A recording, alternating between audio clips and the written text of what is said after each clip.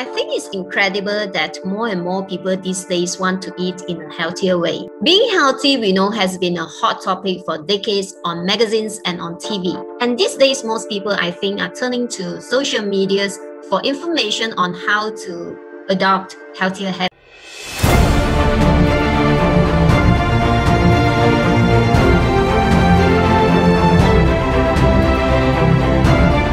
Hi everyone, Grace here. I think social media is such an amazing tool, a way that we can connect with people all over the world, a way that we can share our knowledge and our insights with each other.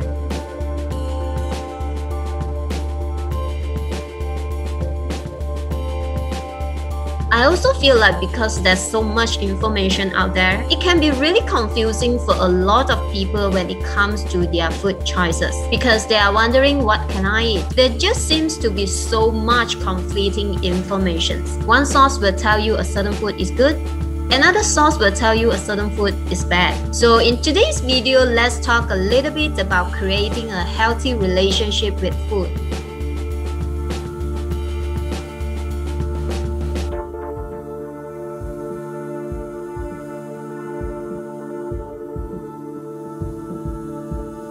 Every person's definition of what healthy is a little bit different. So somebody might tell you, for example, don't bring junk food into the home, things like chips and chocolate. Don't have grains, those aren't good for you. Don't have fruits that have sugars in them. Or don't have certain vegetables because of GMOs. And I think it's easy to get caught up in being healthy. But sometimes, and for some people, it can get to be a little bit out of hand, and it can lead to the feelings of guilt and self-blame, and this feeling like maybe we are not enough, we are not doing enough, we are not trying hard enough, we don't have willpower enough. And I do think the more we learn about food, the more we tend to think about it. And in some cases, for some people, we tend to overthink it. So we might have eaten a certain food in the past, not given ourselves a hard time for it. But now we might think something like, oh, with that food, it's really unhealthy. I shouldn't have eaten it. What was I thinking? Maybe you would even start to compensate in some way, feeling like you need to start a diet.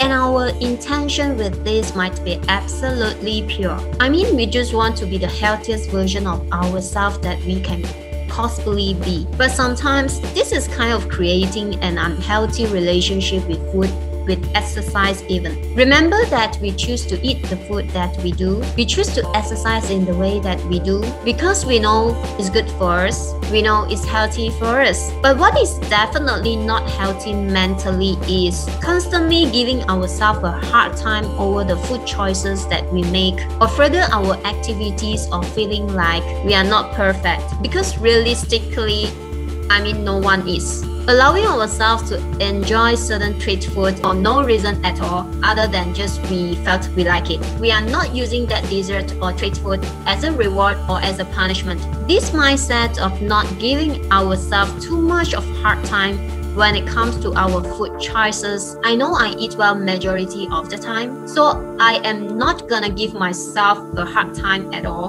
for enjoying some treats sometimes, because it's more about finding balance. Taking a step back and look at the big picture right now. I know that this topic that I have covered today, it can be a difficult topic to cover because everybody is in such a different place when it comes to their relationship with food. So I hope that we share it in this video today in a way that's a kind of supportive, welcoming, constructive.